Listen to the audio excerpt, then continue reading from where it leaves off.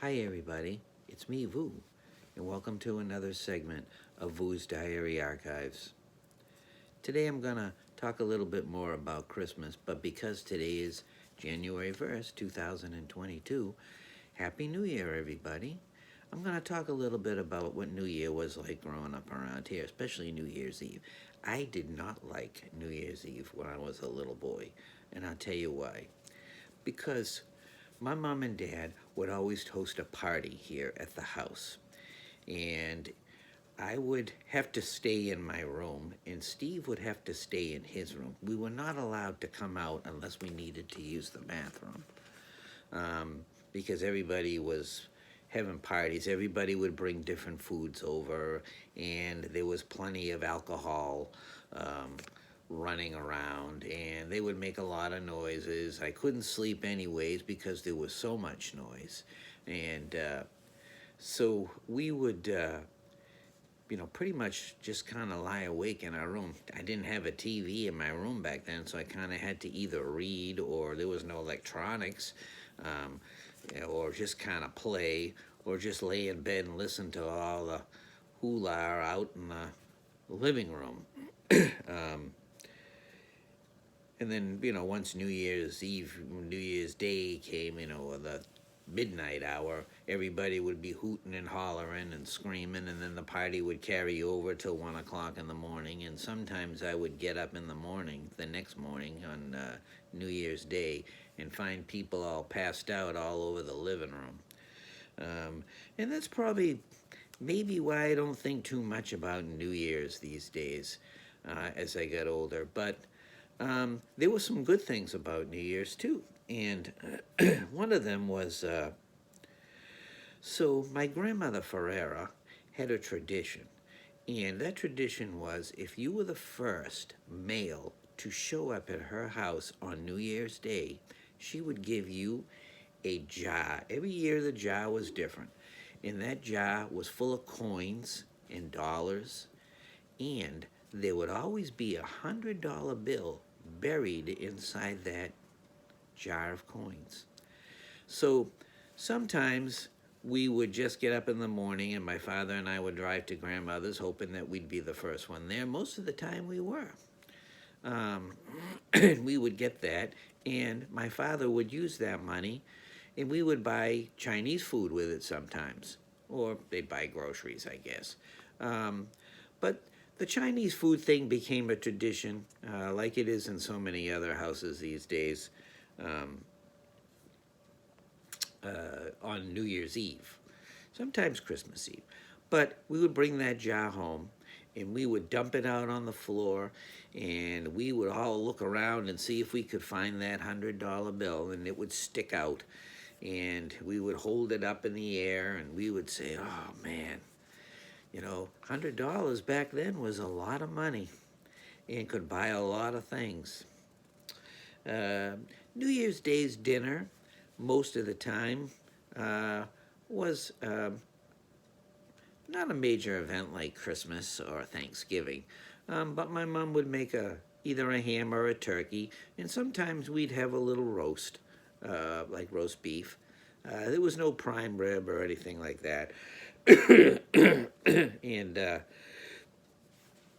so as I got a little older and the parties kind of left our house and they went elsewhere, I would babysit, and I would babysit Steve and the girls, Brenda and Pam. They were babies, and Steve and I would try to stay awake for that New Year's Eve midnight thing. Most of the time, we didn't make it. We would fall asleep.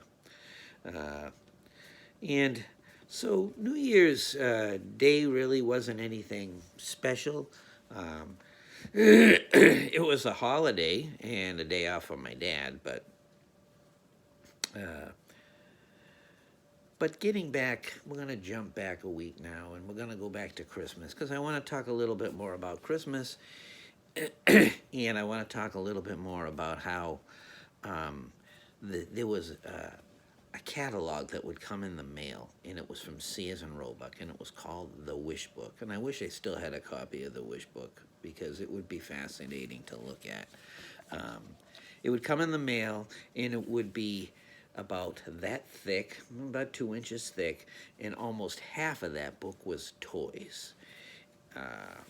And we would get that book in the mailbox, and I would come running in from the mailbox after getting the mail. And my brother and I, we would sit down on the floor and we would circle all the things in the book that we wanted for Christmas.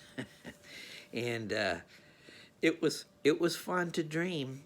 Um, and a lot of times, growing up, especially as I got a little older, I liked. We didn't have any. There was no electronics back then, so there were no video games and all that kind of stuff.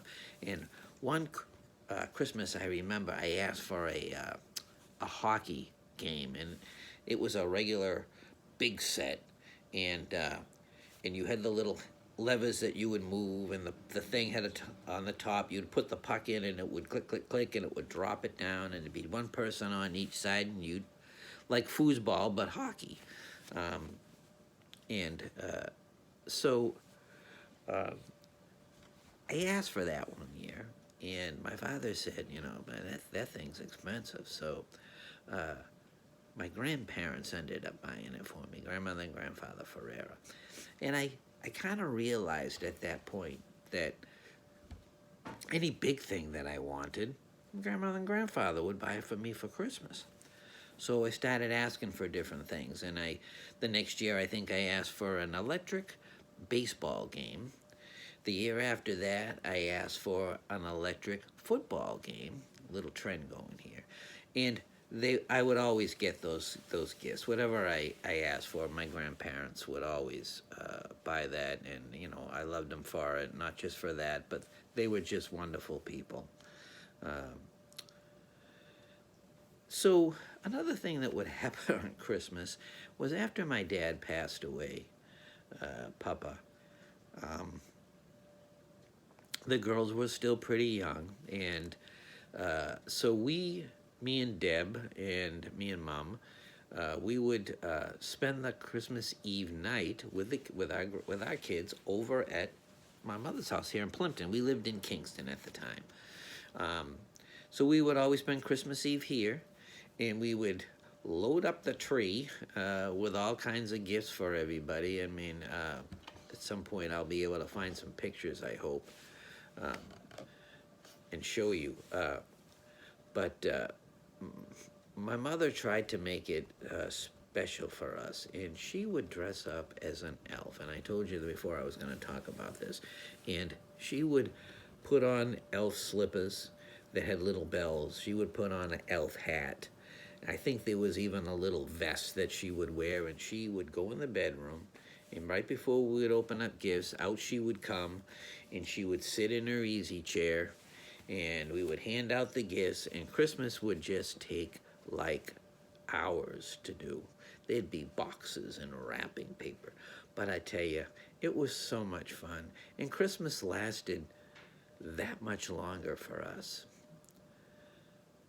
So we would open up all the gifts. There'd be boxes and wrapping paper all over the place. And my mother would stay in her elf outfit. We would take a break. My mother would start the Christmas ham, or whatever we had. Most of the time it was a ham, because at that time she would get a honey-baked ham from work. She worked for Ritchie Navigation over in Pembroke, and they would give every employee a honey-baked ham for Christmas. And she would cook that, and boy, that ham was good. And I don't even know if the honey-baked ham still exists anymore. So I think I'm just about done with this segment, but I wanted to leave you with one thing. Let's hope that Christmas 2022, Christmas, New Year's 2022, the year 2022, brings us much more happiness, much more hope, much more joy, much more loving. Brings us closer together. With that said, I'll see you in the next segment. I love you. Dad loves you. Vu loves you. Bye, everybody.